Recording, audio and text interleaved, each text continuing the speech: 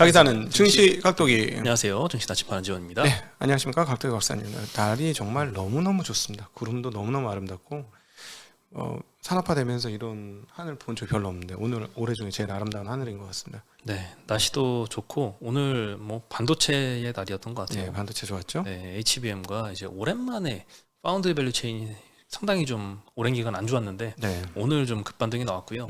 HBM 관련된 이제 소부장들 중에서도 네. 국산화에 성공한 이런 소식들이 좀 들리면서 오늘은 상당히 반도체 쪽에서 긍정적인 흐름들이 많이 나왔습니다. 네. 네. 어저께 사실 장 막판에 삼성전자가 마이너스에서 엄청나게 플러스로 갑자기 되돌렸잖아요. 네네. 그때 이유가 사실 불분명했는데 가장 좀 유력하게 보이는 게 사실 그 AMD에서 이제 삼성 파운드리를 차세대 칩을 이용하겠다. 네, 3나노 게이트 올로 어라운드 공정을 채택을 할 거다라는 네. 뉴스였죠. 그 소식이 좀 영향을 줬던 것 같은데 그게 뉴스가 제일 컸죠. 네. 그 소식은 사실 외신 보도로는 24일 날 나왔던 소식인데 한국에 조금 늦게 알려진 것 같아요. 네. 그리고 오늘 장에는 더 크게 그 파운드리 밸류 체인의 상승으로 연결이 됐던 것 같습니다. 네. 네, 하여튼 굉장히 중요한 뉴스였던 것 같고요. 근데 그건 돼봐야 알지 뭐. 돼봐야 알죠. 돼봐야 알고 수율이 나와야 또 되는 거고. 예. 그렇죠. 네. 근데 이제 뭐 좋은 소식도 있고 안 좋은 소식도 있어요. 구글은 이제 삼성 파운드리를 떠나간다는 소식이 있었고 네. 반면에 AMD는 차세대 칩을 맡기겠다라는 좋은 소식 하나, 안 좋은 소식 하나 이렇게 있었던 것 같습니다. 네. 근데 오늘 뭐 반도체는 좋았는데 코스피 전체적으로는 그냥 보합이었습니다. 마이너스 네. 0.01% 정도 하락을 했고 코스닥은 0.3%대 상승을 했습니다. 반도체 안 갖고 있으신 분들은 오늘 장이 완전히 안 좋은 장이었을 것 같습니다. 하락 종목 수가 조금 더 많습니다. 네. 뭐 기계 섹터가 오늘은 제일 많이 좋았는데 한미 반도체가 오늘 7%나 급등을 했습니다. 네. 네, HBM 관련주들이 오늘 좀 많이 상승을 했습니다. 네, 그리고 보험업종도 뭐 다울투자에서 24년도 보험업종 손익 개선 전망을 하면서 전반적으로 1, 2%씩 다 상승을 했고요. 네. 음식료 섹터, 어제 삼양식품이 많이 올랐는데 오늘 추가로 한 3.6% 상승했고 네. 오늘은 또 농심이 거의 9% 가까이 급등을 했습니다. 내가 형이었어. 내가 형 맞아. 네, 이런 거지. 시총이 역전이 됐잖아요. 네. 여전히 역전이 많이 돼가지고 지금 따라잡을 시총 격차가 1조 원이 넘는데 네. 그래도 열심히 좀 따라가고 있는 것 같은 그런 소식들도 좀 있고요. 미국에서 삼양식품만 선전하는 게 아니다. 농심도 좀 선전을 하고 있다라는 소식들이 좀 나오고 있습니다. 예. 이따 자세히 언급을 해드리겠습니다. 오늘은 좀 게임주가 약했습니다. NC소프트가 7% 정도 하락을 했고 크래프톤이 5% 하락, 넷마블이 3%대 하락을 하면서 서비스 업종이 제일 많이 하락했습니다. 그리고 2차 전지도 에코프로비엠의 매도 리포트가 나오면서 조금 좋지 않은 모습을 이어가고 있고요. 지금 전 세계적으로 지금 그 전기차 밸류 체인 다 안 좋아요. 이 50주 신저가가 2차 전지 관련해서 계속 나오고 뭐 유미코어 뭐 이런 회사들도 50주 신저가 나오고 있고 전반적으로 이쪽이 안 좋습니다. 네. 네, 오늘 리사수 AMD CEO가 했던 언급부터 말씀을 드리겠습니다. ITF 월드 2024 컨퍼런스라는 데에서 리사수 CEO가 차세대 칩부터는 삼성 파운드리 쓸 거다 이런 언급을 했는데 삼성 파운드리라고는 정확하게 언급은 안 했고 예. 네, 3나노 게이트 어라운드 공정을 사용을 할 거다라고 했는데 뭐 TSMC는 3나노에서 이제 GAA를 안 쓰니까 삼성만 쓰죠. 그래서 삼성 파운드리라는 거를 유추해 볼 수 있고요. 목표를 밝혔는데 2025년까지 전력 효율을 30배 높이기 위한 계획에 대해서 이렇게 쭉 로드맵을 설명을 하는 과정에서 이런 발언이 있었는데요. 특히 27년도까지는 100배 개선을 목표로 하고 있다라고 언급할 정도로 이 전력 효율성을 증대시키는데 상당한 에너지를 좀 쏟는 모습들이 보이고 있습니다. 네. 이걸 달성하기 위한 로드맵으로 차세대 칩인 이 MI300X 이거를 삼성 파운드리를 이용할 거다라는 소식 때문에 기대감이 조금 올라왔던 것 같습니다. 삼성 파운드리가 사실 AI 칩 관련된 수주들을 몇 개 받았다는 보도들이 좀 알려졌는데 사실상 그 좀 작은 빅테크는 아니고 중국 네. 업체 같은데. 네, 네. 중국 업체도 있지만 미국 업체도 있고 뭐 한국 업체도 있는데 대부분 네. 좀 스타트업 정도로 이제 규모는 좀 작거든요. 근데 AMD 같은 이제 빅테크로는 거의 뭐 3나노 수준은 처음 알려진 것 같아요. 그래서 상당히 좀 그동안 기대감이 많이 없었는데 삼성 파운드리에 대한 기대감이 다시 바닥에서부터 좀 생겨나고 있는 것 같습니다. 네. 네, 열심히 좀 올라봐야겠죠. 삼성 파운드리 수율이 올라오려면 밑에 그 소부장들도 좀 많이 받쳐줘야 됩니다. 오늘 급등했던 파운드리 밸류 체인 중에 FST나 이 SNS텍 열심히 하고 있는 EUV 펠리클 이것도 투과율 90% 넘게 열심히 개발을 하고 있는데 ASML도 사실 요거는 힘든 거거든요. 투과율 90%는 근데 열심히 지금 하고 있는 모습들을 보여주고 있는 것 같아요. 네. 그러니까 이게 그 저거죠. 그 보호막이에요, 보호막. 네. 네, 보호막을 씌웠는데도 빛이 투과가 잘 돼야 된다는 거죠. 네, 그 네. 보호막을 씌워야 그 저거 뭐지? 마스크를 오래 쓰기 때문에. 네. 그렇죠. 지금은 삼성이 이 보호막 없이 생산을 하고 있잖아요. 그래서인지 뭐 수율도 그럴까? 잘 안 나오고 하는데 어, 네, 투과율이 굉장히 낮은 제품을 쓰고 있죠. 근데 이제 그럴까? 90% 넘는 거를 개발을 해서 쓰면은 수율이 한층 업그레이드 되지 않을까. 그러면 또 다른 빅테크의 수주를 또 받을 수도 있겠죠. 잘 모르겠어요. 그거 어떻게 쓰는지 전 요즘에 얘기 들은 바는 없는데 어쨌든 뭐 그래 비용이 좀 줄어드는 거니까 네, 오래 가고 부품들이. 네. 네, 삼성 파운드리가 사실 그 21년도에 그 10만 전자를 목표로 달렸던 가장 주요한 모멘텀 중 하나였는데 이번에 다시 또 모멘텀으로 좀 부활을 했으면 하는 간절한 네. 마음입니다. 네. 네, 그리고 FST가 오늘 12% 상승, SNS텍이 5% 올랐죠. 이거 다 삼성전자가 직접 투자한 업체들이고 GAA 공정에서 초산계 에천트 공급하는 솔브레인도 11% 상승을 했고요. EUV용 포토레지스트하는 동진세미캠도 4% 상승했습니다. 그리고 디자인 하우스들 코아시아, 가온칩스, AD테크 다 삼성 밸류 체인들인데 오늘 각각 11%, 5%씩 다 같이 상승을 했습니다. 네. 네. 그리고 구글은 이제 고객사로 좀 놓쳤다는 안타까운 소식이 또 있었습니다. 외신 보도가 나왔는데 구글이 내년도에 출시할 스마트폰인 픽셀 10 여기에 탑재할 텐서 칩을 TSMC에서 제조할 것이다라고 보도를 했습니다. 올해 출시할 제품은 픽셀 9인데 여기에 들어갈 칩은 삼성전자가 제조를 할 걸로 알려졌는데 내년도에 들어갈 제품은 TSMC 걸 쓸 것이다라고 외신 보도가 나왔는데 이거는 네. 추측입니다. 근데 추측이 사실상 신빙성이 꽤 있는 게 구글이 제출한 수출입 신고 내역서에 보면은 어떤 제품을 쓰겠다는 정보들이 기재가 되어 있는데 여기에 TSMC가 생산한 거라고 명시가 되어 있습니다. 그래서 여기서 유출을 했는데 상당히 좀 신빙성 있는 소식이고 삼성 입장에서는 굉장히 좀 안타까운 소식으로 생각이 됩니다.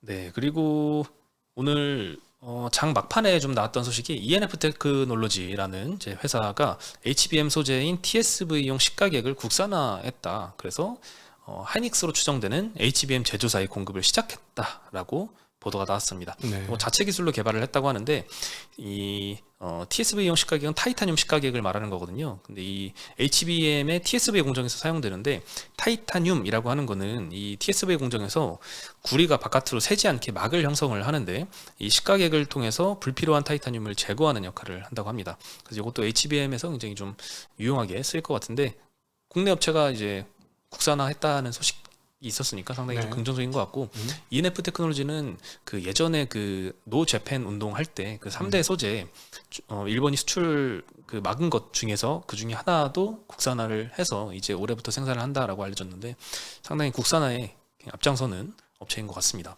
오늘 뭐 그래서 막판에 좀 많이 올라서 한 8% 가까이 상승을 했고요. 네. 그리고 HBM 관련해서 오늘 올랐던 회사들이 꽤 많은데 많아요. 두산 또다시 급등을 하고 있습니다. 오늘은 대신증권에서 목표가를 32% 상향해서 25만 원을 제시한 리포트로 나왔습니다.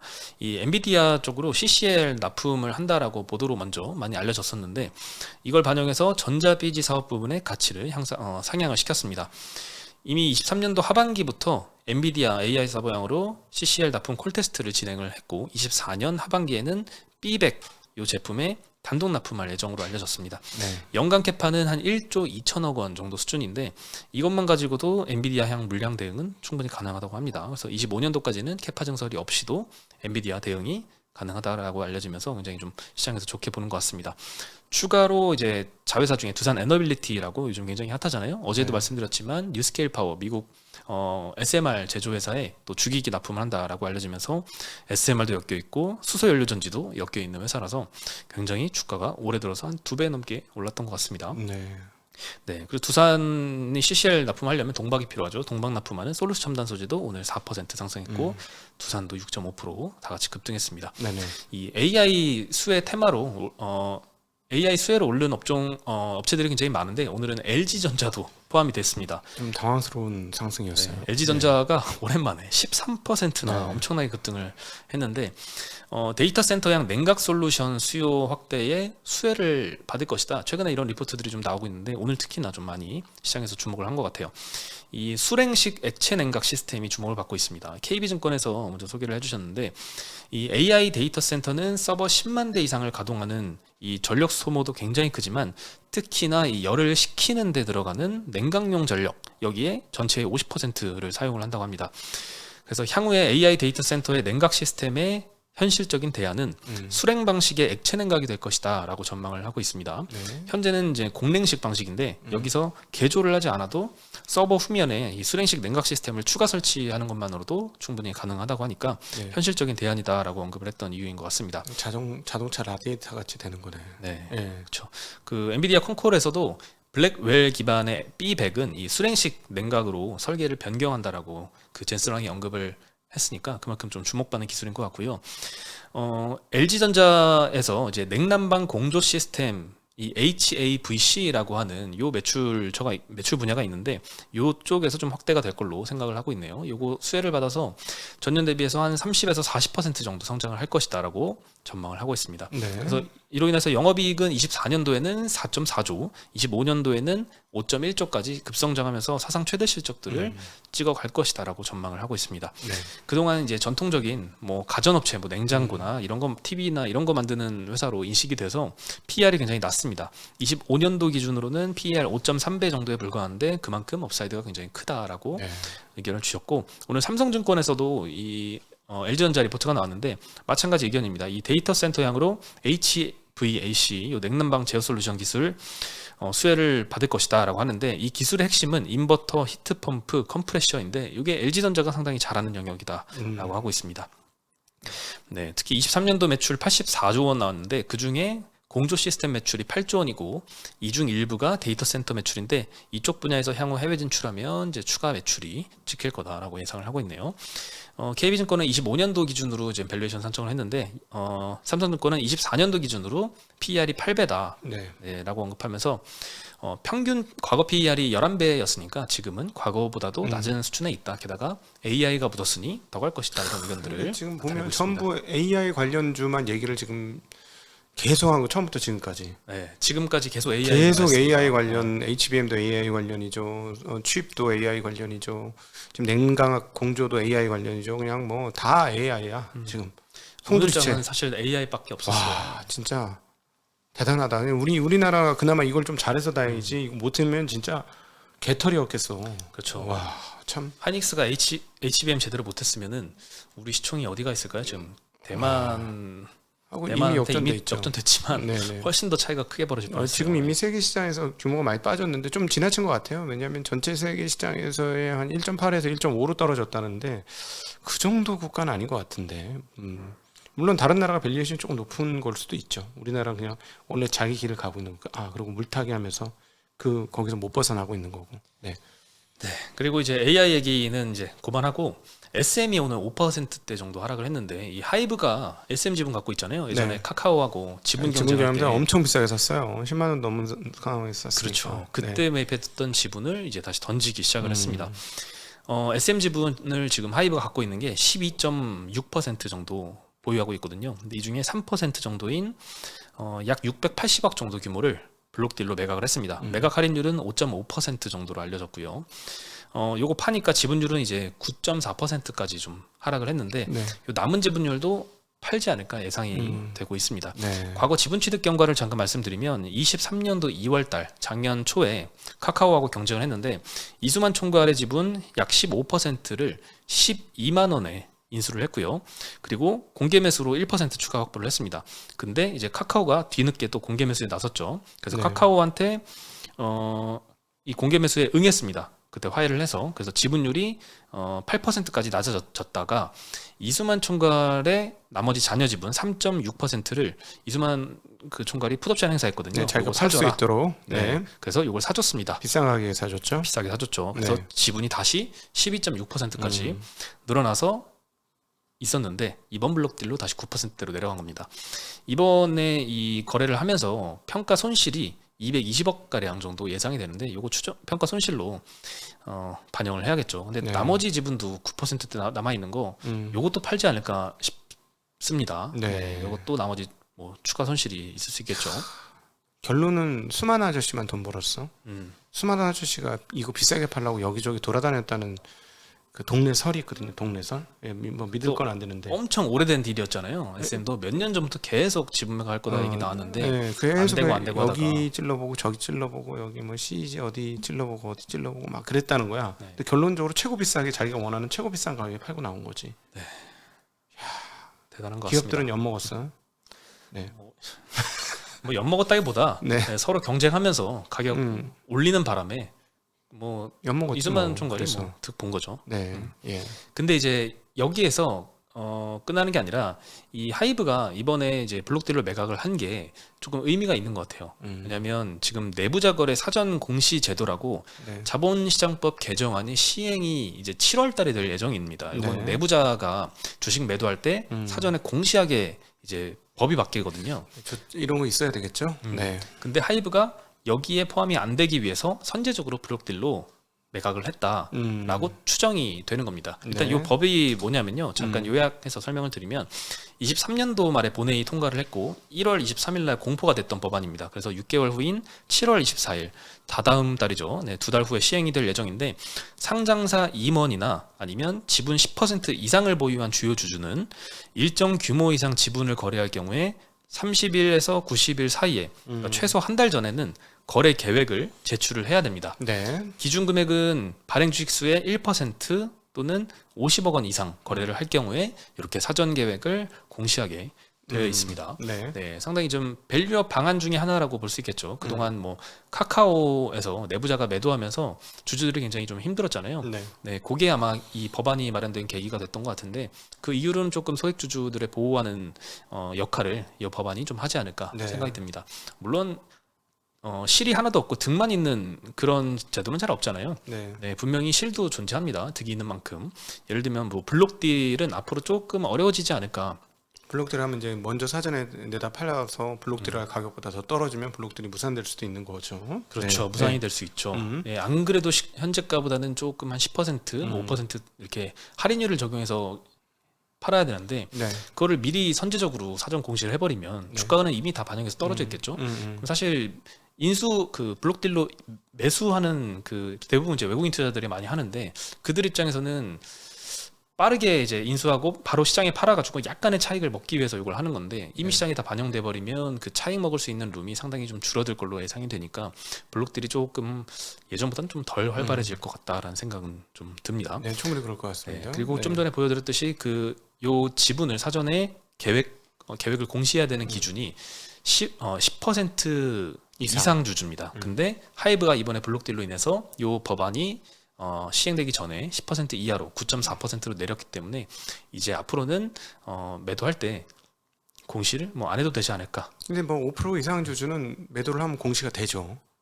네. 그거는 이제 사후 공시죠. 네, 사후 공시로. 네, 네. 사후 공시는 어차피 되는 거고 네, 네. 사전 공시는 잘 피했다라고 볼 수 있을 것 같습니다. 이거는 뭐 당연히 해야죠. 소액 주주 보호 장치가 너무 없어요. 네. 네, 근데 뭐 여전히 이제 펀더멘탈 엔터주들의 펀더멘탈들은 반등의 기미는 좀 보이고 있어요. 앨범도 오늘 뭐 슈퍼소닉인가요? 그 SM에서 이제 새로 발매를 했는데 그거 뭐 1등 했다는 소식도 있고 굉장히 긍정적으로 흘러가는 것 같습니다.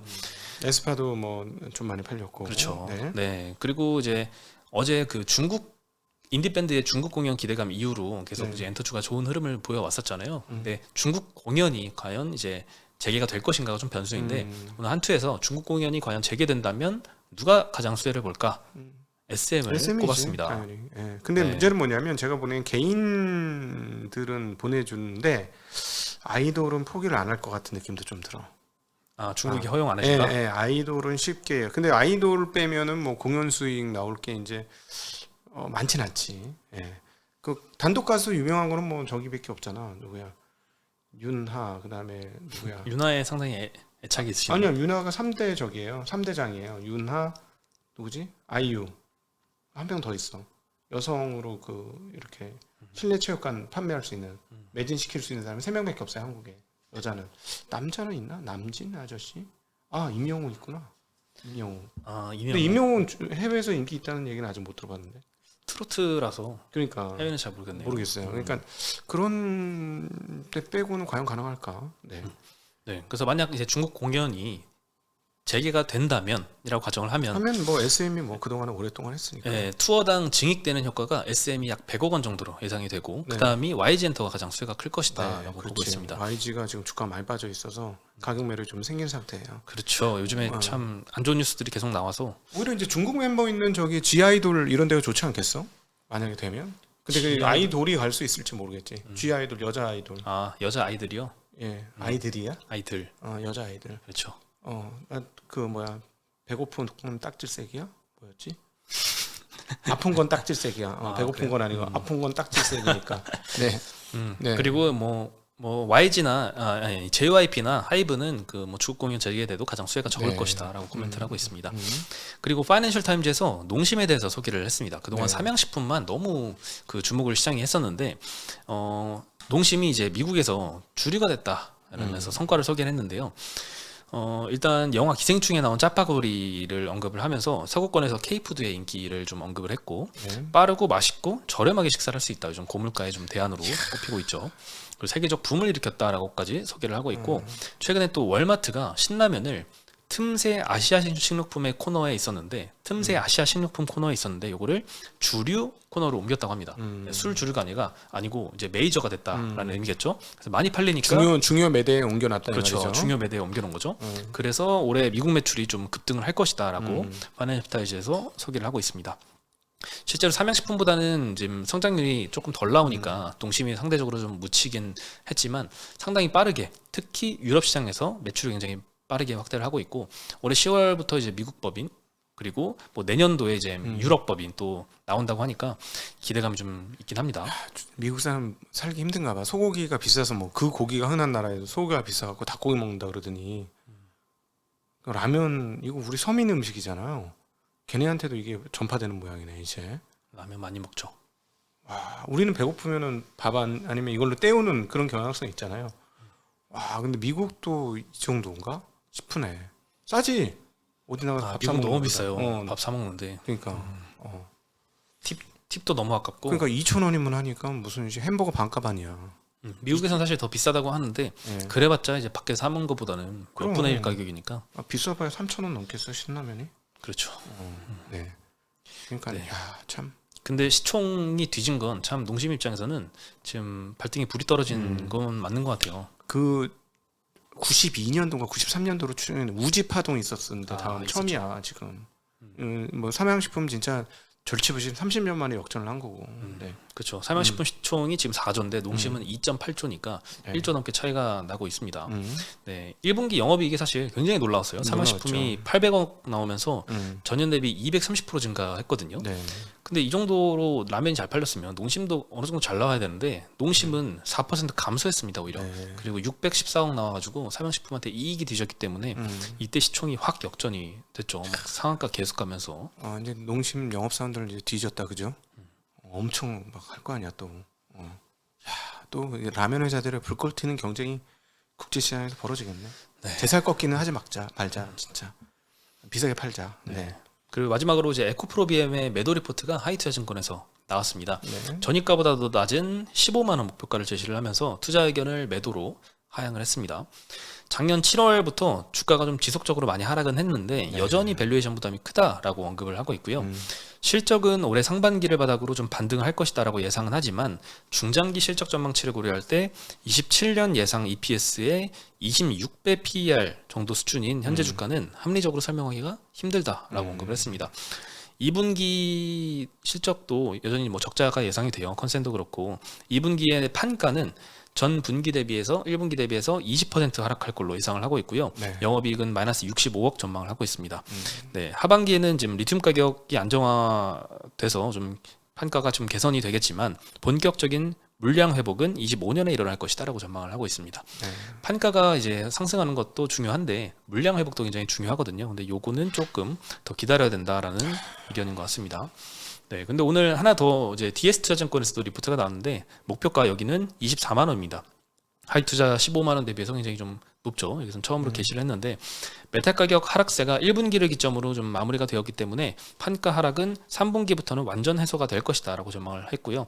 다만 그 판매량, Q 개선은 여전히 어려운 상황이다라고 언급하면서 목표가 차이는 굉장히 크지만 하이투자증권의 의견과 좀 어느 정도 맥락은 비슷한 것 같아요. 네. P는 괜찮지만 이제 Q가 개선돼야 되는데 그거는 조금 요원하다라는 의견인 것 같고 이유로는 최근에 포드의 주문이 좀 삭감이 됐는데 그러면서 SK온의 수주 타격이 불가피하다라고 좀 언급을 하고 있고요. 주요 고객사의 재고 조정이 마무리되는 3분기부터 좀 개선이 될 것이다라고 언급을 하고 있습니다.